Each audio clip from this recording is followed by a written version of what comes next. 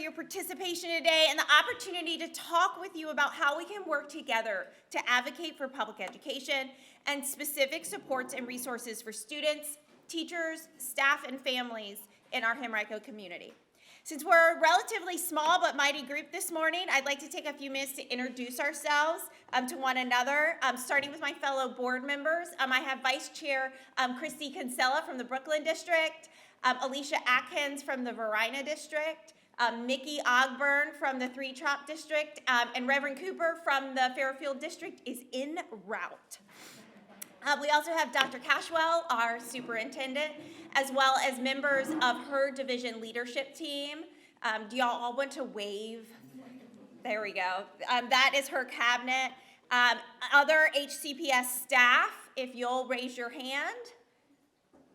All right. And then any of our legislators or aides, if you'll wave so we can see y'all. Thank you again for all being here. As you know, our legislative priorities and our daily priorities and work focus on developing life-ready learners, whether it's through their post-graduation plans, including college, joining the military, or entering the workplace. In fact, a lot of that work's happening right here in Regency Square, and I'm going to invite Dr. Cashwell up to share a little bit about that. Thank you, Chair Shea. Good morning, everyone. Really appreciate you taking time out of your busy schedules and being here bright and early this morning. Well, everyone with the Henrico Schools team is 100% committed to student-centered learning, where students set their own goals, pursue learning opportunities that are aligned with their interests, and master both the core content, all of those things we remember learning in school, reading, math, science, social studies, but also their interests, and making sure they have skills that they're going to need in the future, skills like communication and collaboration, critical and creative thinking. And as Mrs. Shea mentioned, the key to student achievement is recognizing that every student's journey is different. So we need to make sure we're creating multiple pathways to help our students find success. Here at Regency Square, we are transforming this space to house adult education. And it really is ideal because of a number of reasons. The location is certainly wonderful, proximal to the bus line, and really offers an incredible and unique space.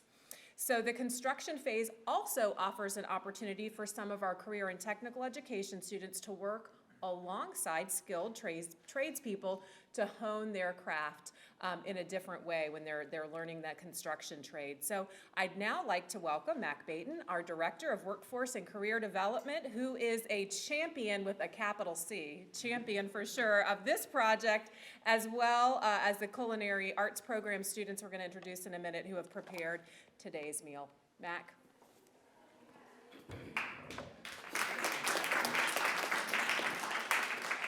Well, it says here brief comments, so I don't know how that works with me. But first off, thank you all for being here, and I just want to tell you a little bit about the vision of what this is as you walk in. Not only are our students helping build this out, but the vision is about changing the way we even view adult education. We've done a lot with the pre-K-12 world, but the adult world has stayed the same forever. And I will tell you a phrase I use a lot, that a GED and $1.25 will get you a cup of coffee at McDonald's. But that was before inflation, by the way. So this concept, what we're trying to rethink is what adult ed means. So think about this concept at the mall. When you go to the mall to go shopping, right? So our adults are going to come to the mall to shop for their future. So they're getting the opportunity to get their GED or their English language training. But as they walk by the storefronts, they're going to see career opportunities. And think about that new pair of shoes you see in the storefront window all the time. You walk by the first day, you look at it and say, oh, they're nice. You walk by the second day and you slow down a little bit and say, boy, I really like the color of those shoes. The third day you walk by and say, let me walk in and pick it up. Fourth day you walk in and say, do you have that in a size 8.5? And then the fifth day you buy it. That's what our future is. That's what we want to do, is provide that opportunity for our adults to see where that future can take them. And you'll see in the storefront some advertisements, because companies have committed to help us build this project out, but they're also committing to having the presence, a storefront, to talk about these opportunities.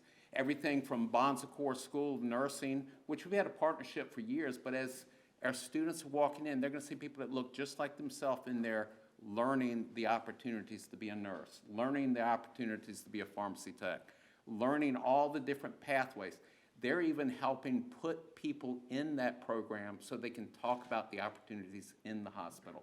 So think about that door that we're opening for the K-12 world with that constant life learning experience. Now that's filtering up to the adult world. So it really reshapes, rethinks the purpose of education. We've been talking about in Henrico County, we want all of our students to graduate enrolled, enlisted, or employed. Same thing should happen for our adults as well. So right afterwards, we're going to have a tour. I warn you, it's a construction site. You might walk away with a little drywall dust on you, but it's well worth the walk around, and I hope you'll be able to take a quick tour with us afterwards. Thank y'all.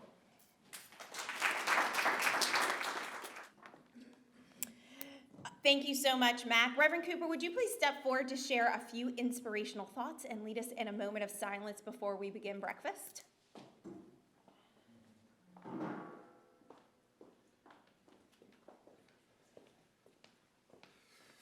Good morning, everyone. This is a brisk morning. This is the first morning I had to defrost my windows, so y'all excuse me. I wasn't going to share that, but I thought I would. But we're so excited. I was speaking to Delegate McQuinn, and she was just saying how wonderful this moment is, and I agree with her. At Henrico County, it's imperative and important that we do everything we can to make our students life ready. For we know that everyone's path is not the same, but we hope that everyone's path leads to gainful employment and their ability to be productive citizens in our society, critical thinkers, great communicators, as well as collaborators. And so we are so excited that you all are here today, not to see it from the perspective of a printout, but to be able to see it from the perspective of being present. And so we're thankful that you all are present here. We're thankful for our superintendent and our staff who've done a phenomenal job. So can we just give them a hand real quick for just the job they've done? And so as instructed by my chairwoman, can we just pause a moment of silence? You may be able to use this moment of silence for prayer, reflection, before we proceed with our breakfast. Thank you.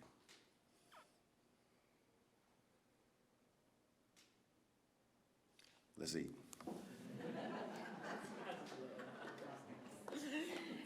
In the profound words of Reverend Cooper, let's eat.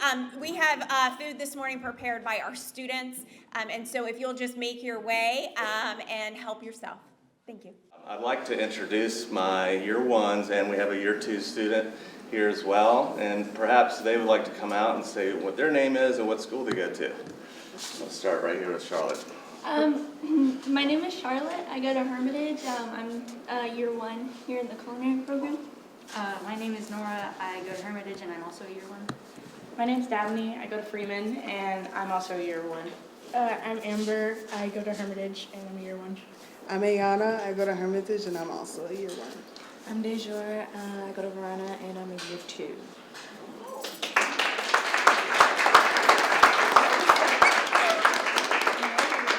Recently, the school board adopted its legislative priorities for the 23 General Assembly session.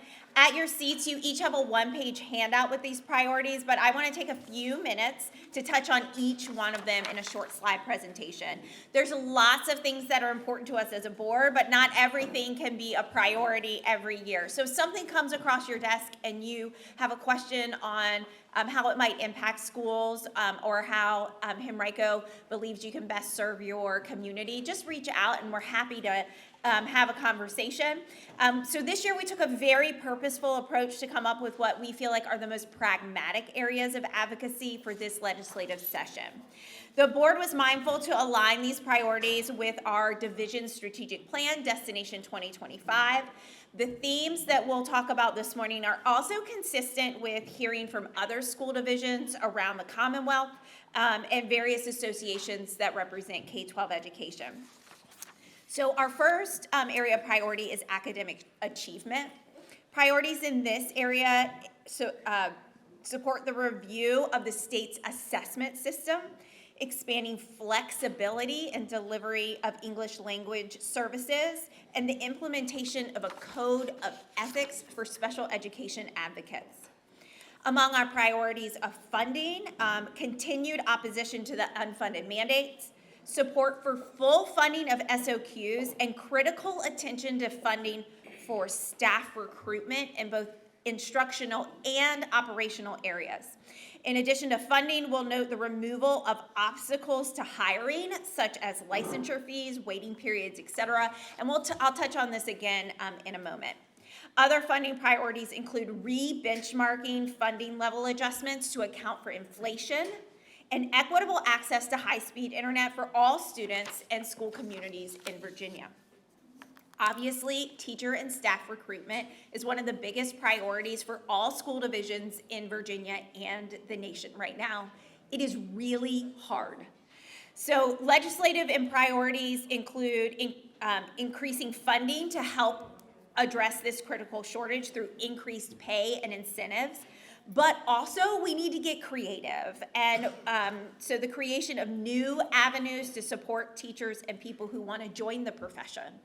If you look at the statistics of how many students are coming out of teacher preparation programs and how many we need to hire, those numbers don't match. We will never be able to staff our classrooms and our schools at the level we want if we cannot get more people, more great people into the profession. So we believe that this can be achieved while maintaining high professional standards for educators, to which we are also committed. As in past years, the desire to adjust the support cap to increase funding for critical positions such as assistant principals and instructional assistants is captured in these priorities. And again, the removal to barriers to teaching is reflected here with things like removing the support for, is reflected here with support for removing the 90-day limit for long-term subs filling teacher vacancies, and support of increasing funding to offset costs like the practice exams, which is a barrier to becoming a teacher. We also reflect ongoing support for national board incentives to reward this highest level of professional development. Without a question, safety and wellness of HCPS students and staff are one of the school board's top priorities every single day. We're committed to the security and school security and students' health and wellness. This is reflected here with support for funding resources to maintain physical security of schools and campuses. The recommended priorities also increase the need for legislation and funding to increase our number of school-based mental health professionals in our schools and wraparound community services for students in the greatest need. We all know that students experiencing trauma outside of school are often unable to focus and excel inside our classroom, and that our schools are a microcosm of the community. The final area of the 2023 legislation agenda addresses the autonomy and responsibilities of a school board. HCPS firmly opposes any legislation or action that would limit or remove the authority over policy and local requirements set for Henrico County Public Schools. We have a handout at your table with these legislative priorities for you to take with you. We also welcome your feedback and would be happy to answer any questions you have at this time as a group or in small groups at your table.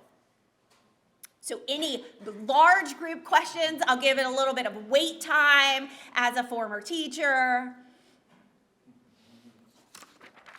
All right, hearing none, we will continue on. So this concludes our official part of the breakfast, but we hope you will stay and discuss and mingle with those at your table.